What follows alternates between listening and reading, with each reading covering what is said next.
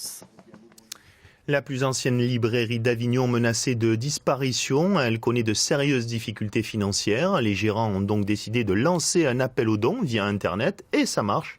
De quoi redonner espoir aux libraires. Hélène Bouillet, Olivier Ducrot-Renaudin.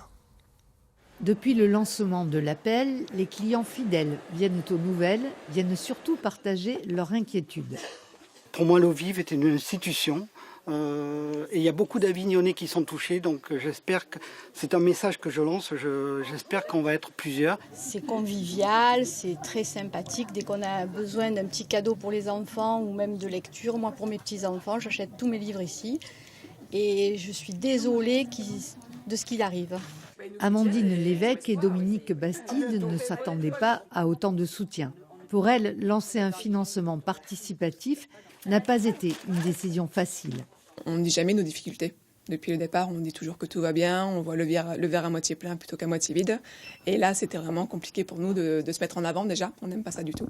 Et de dire que tout va mal et qu'on a besoin d'aide, c'est dur.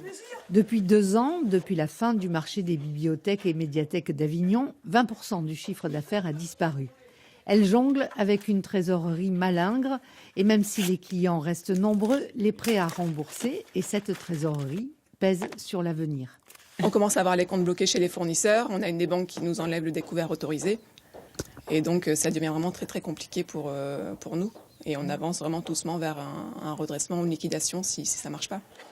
14 000 € déjà collectés sur les 55 000 demandés. En 2 jours, 400 contributeurs ont répondu à l'appel. Des contributeurs que les libraires ne connaissent pas tous.